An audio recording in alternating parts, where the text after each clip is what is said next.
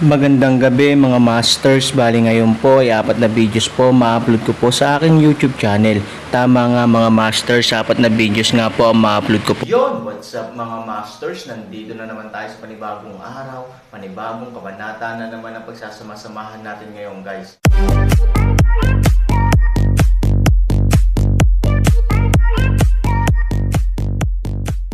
Bali mga masters, kung bago ka pa lang po sa aking YouTube channel, please click the subscribe button, lalong-lalo na po yung notification bell guys, para maging connected pa rin tayo sa isa't isa at maging updated kayo sa mga susunod ko pang video. Bali mga masters, bago natin umpisahan ng kwento ay mag-shoutout po muna tayo para sa mga solid nating tagapakinig. Shoutout kay Fernando Jimeno at shoutout kay Henry Swan. Yun na nga mga masters, no? Bali hindi na ito patagalin. In 3, 2, 1, let's go! Mga master, magbabalik tayo sa pag-upload ng 4 na videos everyday simula ngayon araw. Salamat sa solid na pagsuporta mga master. Bukod pa sa makapangyarihang espiritu, ang pisikal na katawan ay napakalakas din, dahil ang pisikal na katawan ay magdadala ng enerhiya na iyong nililinang. Kaya, naiintindihan mo ba ang ibig kong sabihin? Xiaobai rolled his eyes helplessly. Ang ibig mong sabihin ay kung ibibigay mo kay Qin Shuang ang katawan ng isang immortal na makapangyarihang tao, paanong hindi maiintindihan ni Aaron? Si Aaron ang unang benepisyaryo ng kanyang mga buto. Ang mga pakinabang ng makapangyarihang gintong katawan na ito ay hindi mailarawan. Kung si Qin Shuang ay makakakuha ng magandang gintong katawan, hindi lang niya maaalis ang lason sa kanyang katawan, ngunit lubos ding madaragdagan ang kanyang kapangyarihan. Saan ko mahahanap ang katawan na ito? Ang Aaron ay nagdududa sa isang paraan. Pero pagkasabi pa lang niya ay nagsisi na siya, dahil halatang handa na ang sagot. Medyo mabagal ang reaksyon ni Han Sanchen, at sumasakit ang laman ni Xiaobai.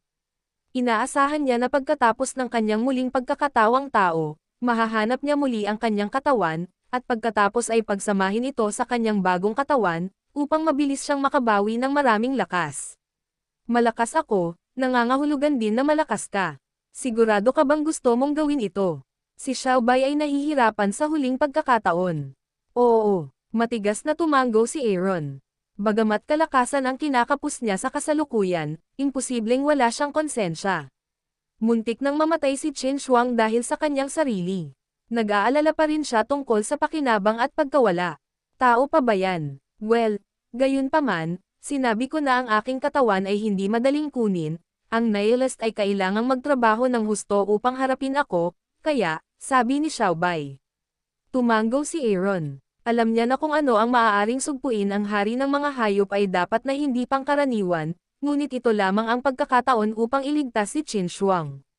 Gayun din, kailangan mong ipagpatuloy ang iyong buhay para kay Qin Shuang, kung hindi, kahit na makuha mo ang gintong katawan, maaaring hindi siya mabubuhay hanggang sa panahong iyon. Tumango si Xiaobai. Paano ko siya matutulungang mabuhay? Han 3,000 kakaibang paraan. Sa paglilinang na ito, hindi banggitin ang pagpapatuloy ng buhay, isang problema ang pagalingin ng mga tao. Bagamat mayroong dalawang mahusay na enerhiya sa katawan, hindi magagamit ng Aaron ang mga ito. You have tremendous energy in your body. How can I continue? Malinaw na hindi inaasahan ni Xiaobai na ganito ang isasagot ni Aaron. Sa katunayan, sa isang banda, handa siyang magkompromiso at maging isang espiritual na alagang hayop, dahil ito ay talagang pinilit ng anyo na kailangan niyang gawin ito. Sa kabilang banda, ito rin ang kanyang kakayahan na makakita ng dalawang malalakas na puwersa sa katawan ni Aaron. Ang itim na enerhiya ay magandang sabihin, ngunit ang ginto ay isang malaking enerhiya na bihira sa kanyang buhay. Hindi pa niya lubos na kontrolado. Nahihiya si Linlong. Ang oras ng maliit na butones ay medyo natakot, at ang kanyang mga salita ay natigil sa kanyang lalamunan. Pero hindi mo kailangang mag-alala masyado, may iba pang paraan para mapanatili siyang buhay, mahabang sabi ni Lin. Sa sandaling lumabas ang mga salitang ito, huminga ng mahabang hininga si Aaron, hanggat maaari niyang tulungan siyang ipagpatuloy ang kanyang buhay. Talagang nag-aalala siya na kakailanganin ng maraming oras upang mahanap si Jin Shen, ngunit hindi makatagal si Qin Shuang sa oras na iyon. Anong gagawin ko? Aaron pinaghihinalaang. Maghanap ka muna ng lugar na may tubig. Tumango si Han Sanchen, agad na naisip ang orihinal na tagsibol, kaya mabilis niyang hinawakan si Qin Shuang at tumakbo roon. Sa oras na ito, halos mawalan ng malay si Qin Shuang at nahulog sa huling pagkawala ng malay. Alam din ni Han Sanchen na ang sitwasyon ay apurahan, at tumakbo roon ng walang oras. All the way, wala siyang pakialam sa mga tinak sa gubat. Puno ng galos ang kanyang mga paa. Gusto lang niyang mabilis na makarating sa spring. Sa tagsibol, Aaron mabilis Chin Frost dahan-daang down. Sa oras na ito, Lin mahaba sinabi sa kanya, ngayon, pakainin mo siya ng tubig. Tubig. Hindi lang Aaron ang naguguluhan, maging si Xiaobai ay naguguluhan din. Nasa panganib si Qin Shuang. Ano ang magagawa niya sa pag-inom ng tubig? Hindi mo alam na may mainit na enerhiya sa tagsibol. Makokontrol ito ni Qin Shuang sa pamamagitan ng pag-inom ng higit pa. Pakiramdam din ni Han Sanchen ay isang buhay na doktor ng kabayo noong siya ay patay na. Kapag siya ay nalasan sa lupa, siya ay umiinom ng maraming tubig upang matuno ang lason sa kanyang katawan. Sa prinsipyo, sinabi niya iyon sa nakaraan. Tinitingnan ni Xiaobai ang seryosong kalokohan ni Linlong, puno ng mga tandang pananong. Anong klaseng rescue ito? Aaron mabilis na natagpuan ng ilang mga dahon, at pagkatapos ay sumakay sa tubig, nais na uminom ng Qin hamog na nagyelo, ngunit sa oras na ito Qin hamog na nagyelo kahit walang malay, kung saan maaaring uminom ng tubig. Kahit na may pasok niya ito sa kanyang bibig, hindi niya ito kayang lunukan. Aaron nag-aalalang nakalok ang kilay, desperadong sinubukan ng ilang beses, ngunit hindi namalayan ni Qin Frost. Tumingin si Han Sanchen kay Linlong at sinubukang humanap ng paraan palabas sa kanya. Malinaw na ipinakita ni Linlong ang isang hindi mahahalatang snicker isang segundo ang nakalipas. Sa oras na ito, sinabi niya sa isang positibong paraan, mag-isip ng isang paraan. Kung hindi siya makainom ng tubig, ang walang kamatayan ay hindi maliligtas. Pero hindi niya ito maiinom. Ang Aaron ay balisa, siya ay mas balisa kaysa sa sinuman. Mukhang kaya niyang iligtas ang mga tao, ngunit wala siyang magagawa. Napakasimple nito, sa iyong paraan ng tao. Matagal na pilit na ngumiti si Lin at sinabihan si Aaron. Ang daan ng tao, mouth to mouth, Linlong Road, bibig sa bibig. Natigilan si Aaron. Paano ito? Sa kanyang puso, si Ivory ay nag-iisa. Kahit sinong babae sa harapan niya ay past. Wala siyang magagawang masama kay Ivory. Aaron matatag shook kanyang ulo. Sinabi, hindi paraan. Walang magawang sinabi ni Kilin, mayroon ka bang ibang paraan para pakainin siya ng tubig? At masyado kang komplikado, okay. Nagel iligtas ito ng mga tao. Saan mo gustong pumunta? Kung ganito ka, hindi ba ang artificial na paghinga ng matagal nang nawala ang lupa? Tumingin si Aaron kay Qin Shuang. Napakasama na ng kanyang kalagayan. At saka, makatwiran ang sinabi ni Linlong. Ito ay Nagel iligtas ng mga tao at hindi dapat malito. Iniisip ni Aaron ang kanyang mga ngipin, uminom sa kanyang bibig at lumapit kay Qin Shuang. Sa pagtingin sa kanyang manipis na labi, ang Aaron ay malumanay na nagtipon. Napakalambot at cool ng labi niya. May isang uri ng mabangong halimuyak kapag hinahalikan niya ang kanyang mga labi, at isang uri ng inductance ang kumakalat sa kanyang katawan. Naramdaman ni Aaron ang pagkulo ng dugo sa kanyang katawan kaagad, at isang hindi maipaliwanag na salpok ang tumama sa kanyang utak. Gayunpaman, ang Aaron ay hindi ganoong uri ng tao. Bagamat may refleksyon sa kanyang katawan, matino naman ang kanyang ulo. Ang dahilan ay nagtagumpay sa salpok, ang Aaron ay marahang nagpapadala ng tubig sa bibig ni Qin Shuang. Sa oras na ito, nakatayo sa gilid ng Linlong ito ay nagpakita lamang ng isang makabuluhang ngiti. Xiaobai kakaibang tumingin sa Aaron, nagtanong, ang tagsibol na ito ay talagang makakapagligtas ng mga tao. Nakangiting sabi ni Linlong, syempre hindi. Naunawaan din ni Xiaobai na ang tubig ng bukal ng Beiwalan ay hindi makapagpapagaling ng mga tao, kaya siya ay lubhang kakaiba, pagkatapos ay hiniling mo sa kanya na gamitin ang pamamaraang ito upang iligtas ang mga tao. Kung ang pinakamahusay na panahon ng paggamot ay naantala, ano ang dapat gawin? Matagal na umiling si Lin, hindi, Nagel iligtas na siya ng mga tao. Bagamat hindi kayang iligtas ng tagsibol ang mga tao, kaya niya. May isang mahiwagang puwersa sa kanyang katawan, na higit pa sa iyo at naiisip ko, ngunit ginagawa niya, hindi ko alam kung paano ito gamitin ngayon, kaya, Ang tanging paraan ay ang hayaan siyang mawalan ng kaunting enerhiya kay Qin Shuang. Biglang napagtanto ni Xiaobai, kaya, peke ang pagpapakain ng tubig, ang gusto mo ay sila sa isa't isa. Panipi, tumanggo si Linlong. Kilala niya ang karakter ni Aaron at loyal siya kay Su Yingxia. Kung hahayaan lang niyang ipasa niya ang kanyang enerhiya kay Qin Shuang ng bibig, hindi niya ito tatanggapin ng ilang sandali. Ngunit ang tubig ay mas mahusay. Sa patubig ng Aaron, tulad ng matagal nang inaasahan ni Lin, ang enerhiya ng Aaron ay dahan-daang hinihigop ng Qin Shuang. Sa inaasahan ni Linlong, ang enerhiyang ito ay misteryoso at makapangyarihan. Kahit sa puntong iyon, hindi problema ang buhay ni Qin Shuang. Hindi nagtagal, unti-unting nalaman ni Qin Shuang na may mainit na hininga sa kanyang katawan, na kumalat sa kanyang buong katawan mula sa kanyang bibig, nagsimula na ring pigilan ang mga lason sa kanyang katawan. Naramdaman niya ang abnormalidad ng kanyang mga labi, at bahagyang binuksan ni Qin Shuang ang kanyang mga mata.